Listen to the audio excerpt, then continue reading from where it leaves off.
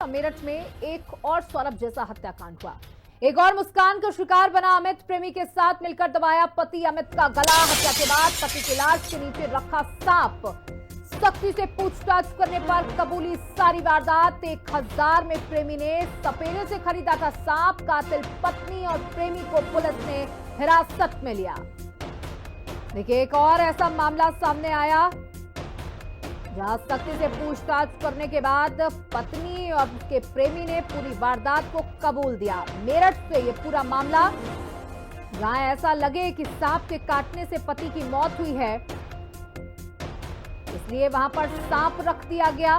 लेकिन जब पुलिस ने सख्ती के साथ पूछताछ की तो पूरे मामले का खुलासा हुआ कि जानबूझकर अपने प्रेमी की वजह से पत्नी ने अपने पति की हत्या कर दी। एक और मुस्कान का शिकार बना अमित।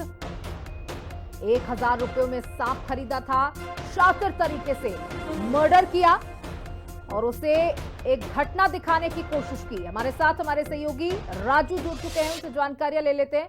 राजू, देखिए, बहुत ही शातिर तरीके से पूरा प्लान बनाया गया था। 1000 रुपए में सांप भी खरीदा गया था, लेकिन सारी पोल पट्टी बाहर आ गई।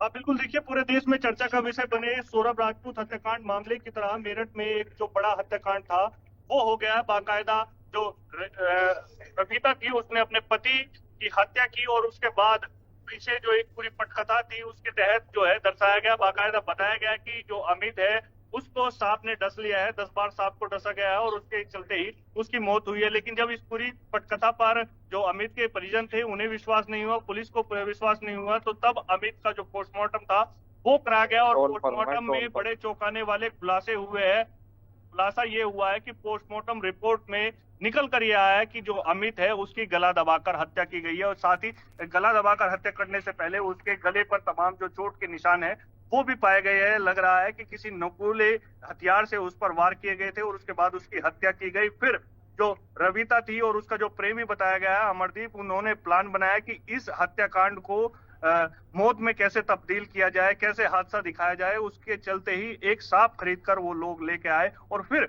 अमित के शव के नीचे उसको दबा दिया गया और फिर ये पूरी एक कहानी रची गई कि सांप ने अमित को 10 बार डसा, जिसके चलते इस अमित की जो है मौत हो गई है। फिलहाल पुलिस ने कातिल पत्नी रविता और उसके प्रेमी अमरदीप को हिरासत में लिया है और उनसे पूछताछ की जा रही है कि आखिर किस तरीके से इस पूरी पटकथा को रचा गया, कैसे हत्याकांड को अंजाम दिया गया और क्यों इस पूरे हत्याकांड को अंजाम दिया गया। पुलिस रविता और अमरदीप से पूछताछ करने में जुटी हुई है।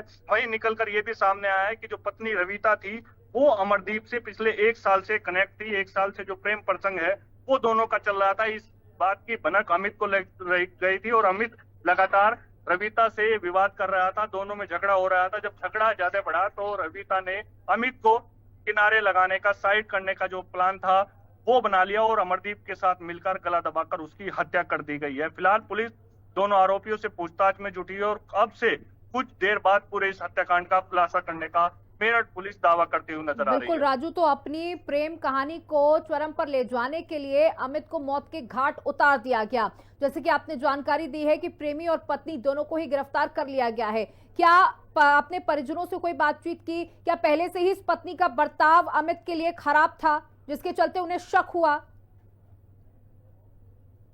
हाँ बिल्कुल, देखिए, अभी परिजनों का यही कहना है कि उन्हें शक था पहले से ही कि जो रविता है वो कहीं ना कहीं किसी अन्य व्यक्ति से कनेक्ट है और इसके बारे में भी कई बार अमित को बताया गया है। अमित ने कई बार इसका विरोध किया तो जो रविता है वो मान नहीं रही थी और लगातार इस तरीके की जो घटना है उसको अंजाम देने का प्रयास कर रही थी। बताया गया है पहले भी एक बार प्लान किया गया था अमित को रास्ते से हटाने का, लेकिन वो उसमें कामयाब नहीं हुआ और उसके बाद दूसरी बार जो है पूरी घटना थी उसको अंजाम देने का प्लान किया गया और इस बार जो रविता थी वो हत्याकांड करने में सफल हो गई और उसके बाद जो पूरी कहानी थी वो रच दी गई। लेकिन पुलिस ने इस पूरी कहानी की थ्योरी को सुलझा लिया है, हत्याकांड की जो गुत्थी थी उसको सुलझा लिया है और दोनों ही आरोपियों को, कातिल रविता को और उसका जो प्रेमी था अमरदीप, उसको गिरफ्तार कर लिया है। लेकिन सबसे बड़ी जो चौंकाने वाली बात निकलकर सामने आई है वो ये है कि रविता के 3 बच्चे हैं जिसमें 2 बेटी और 1 बेटा है। पिछले लगभग 7 साल पहले रविता की अमित से शादी हुई थी और अमित मजदूरी का कार्य करता था और जो रविता थी